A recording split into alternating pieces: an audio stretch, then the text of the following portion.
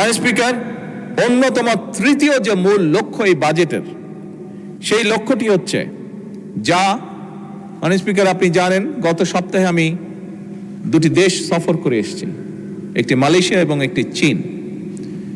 একটি আন্তর্জাতিক গণমাধ্যম তাদের পর্যালোচনায় বলেছে যে এবারকার সফরটির লক্ষ্য উদ্দেশ্য কথাবার্তা শুনে মনে হচ্ছে যে বাংলাদেশ সরকার এই দেশের অর্থনীতির উপরে জোর দিয়েছে এবং বিনিয়োগের উপরে তারা জোর দিয়েছে। এটি হচ্ছে তাদের একটি আন্তর্জাতিক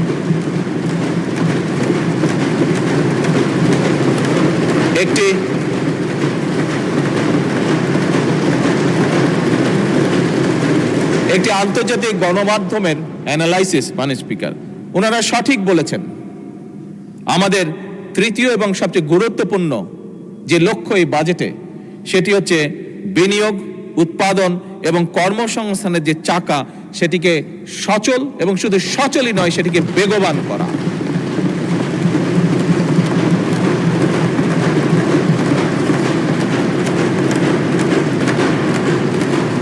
মাননীয় স্পিকার, 2026-27 অর্থ বছরের যে বাজেটের আকার ধরা হয়েছে সেটি হচ্ছে 9,38,000 কোটি টাকা, যার বিপরীতে আয় ধরা হয়েছে, রাজস্ব আয় ধরা হয়েছে 6,95,000 কোটি টাকা।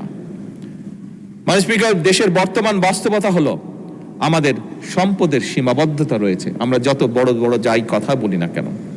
সুতরাং আমরা যদি অর্থনৈতিক যে চাকা সেটিকে যদি বেগবান রাখতে হয়, তাহলে অবশ্যই মাননীয় স্পিকার আমাদের বিনিয়োগ এবং বিনিয়োগ প্রয়োজন, এবং এজন্যই আমরা বিনিয়োগ নির্ভর অর্থনীতি গড়ার কাজ আমরা হাতে নিয়েছি, আমরা উদ্যোগ গ্রহণ করেছি, ইনভেস্টমেন্ট।